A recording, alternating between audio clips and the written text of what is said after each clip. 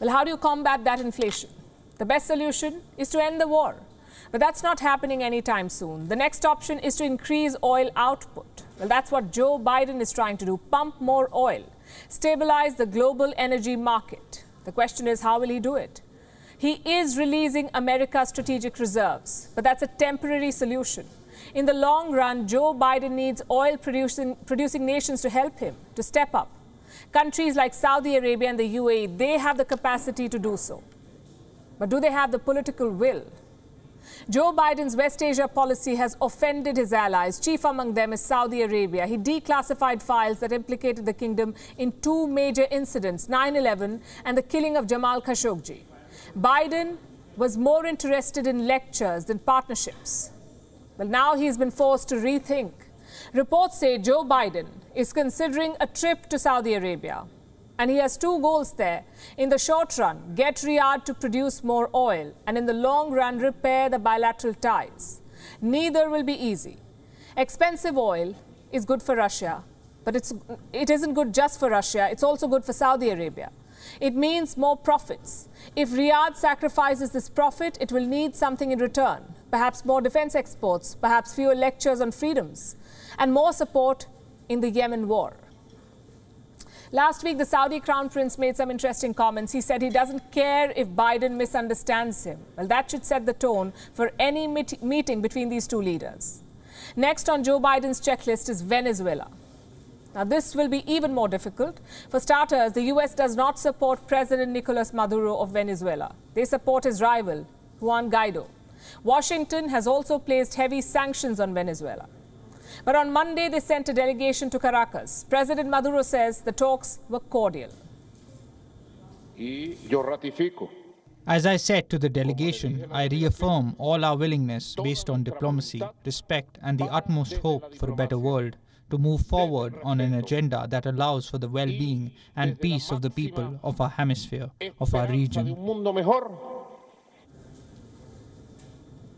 So what changed? For starters, Venezuela is an oil-producing nation. Right now, their oil industry is under sanctions. They cannot sell oil in the global market.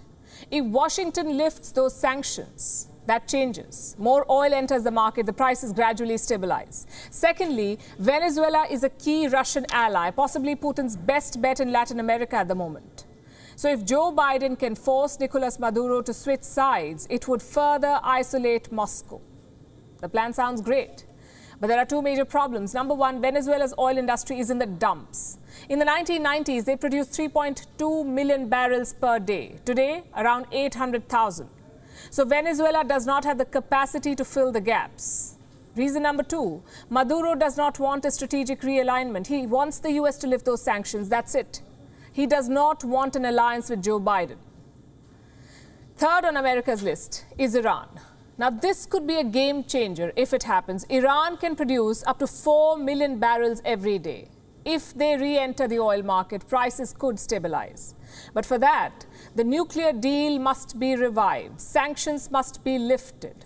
What's the status on that? The US says they're getting closer to a deal, but Russia is playing hardball. We have requested the American colleagues to give us written guarantees, at least at the level of the Secretary of State, so that the current process launched by the United States will not by any means affect our rights for a free and full-fledged trade, economic, military and investment cooperation with Iran.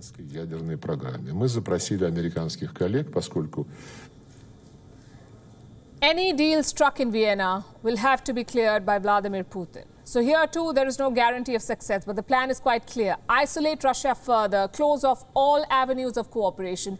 Iran and Venezuela were Putin's backup plan, his strategy to blunt Western sanctions.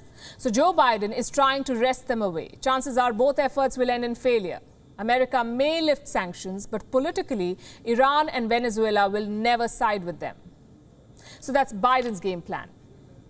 What about Putin's? What is he up to? Russia cannot survive with support from just Iran and Venezuela. It needs a bigger player. And Putin is hoping that bigger player will be China. What is the response from Beijing? Well, here's what Foreign Minister Wang Yi said. The development of China-Russia relations has a clear historical logic and a strong endogenous driving force. The friendship between the two peoples is rock solid. No matter how sinister the international situation is, both China and Russia will maintain their strategic focus and continuously push forward the comprehensive strategic partnership of cooperation in the new era. 将新时代全面战略协作伙伴关系不断推向前进。 In other words, come what may, China will not abandon Russia. I know it sounds resolute, but this is China. At the first sign of trouble, they will bolt. We have already seen indications of this. At the United Nations, China has refused to back Russia. The UN voted thrice on Russia, and China abstained all 3 times. Same with sanctions. China may be sparring with the West, but they still use Western technology. They need swift payment systems. They need Western internet infrastructure. So if Chinese companies get caught in this crossfire, Beijing will bolt. And this leaves both leaders out of their comfort zone, Biden and Putin. Putin is used to bossing world leaders around. He's been leading Russia for more than 2 decades. He's the top dog in most rooms.